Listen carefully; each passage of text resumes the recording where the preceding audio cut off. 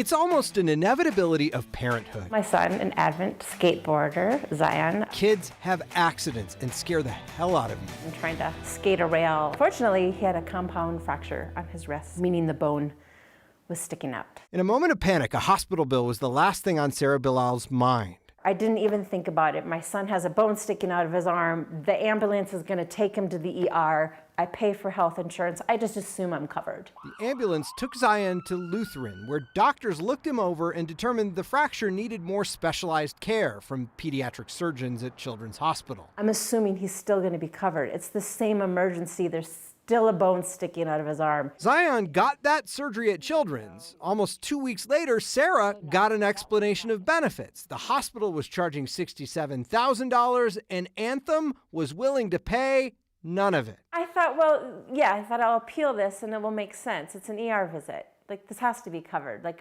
that's why we have insurance. She says the appeals process was something of an obstacle course. Suddenly, the bill became the only thing on her mind. The calls, the bills, it's been a lot. It's hard to stay organized. Sarah asked for help from the Colorado Consumer Health Initiative and Megan Duncan. She was frustrated, she was stressed out. Federal law is supposed to protect consumers from surprise medical bills in an emergency. This is something that we see over and over again. But Duncan says often when patients are transferred, that doesn't happen. It's important to remind insurances under the No Surprises Act that, yes, it needs to be deemed an emergency and be covered. So they reminded Anthem this was an emergency.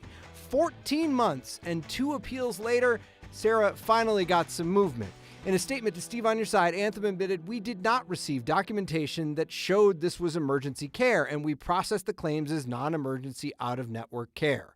They adjusted the bill, apologizing for any frustration they caused the family. Don't give up. Know your rights. Talk to people. Know that there's people here to support you.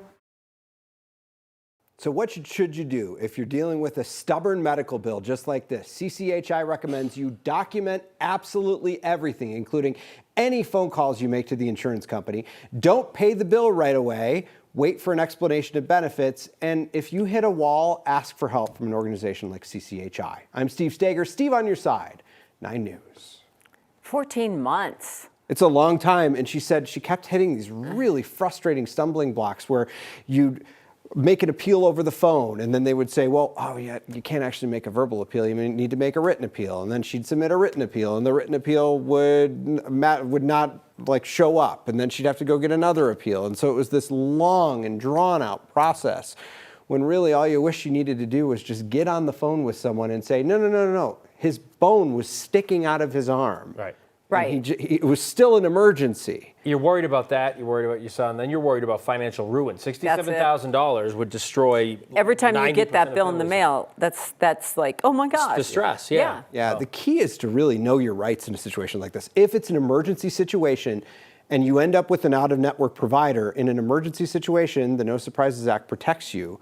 You just have to advocate for yourself in a situation like this or ask for help from someone who might be able to help you advocate. So good to know. Yeah. That's good. I'm glad she called you, Steve. I know. Thank you for Well, reminding us. CCHI, they were the ones who got involved, and we're just happy to share that message. So. Okay. Well, good deal.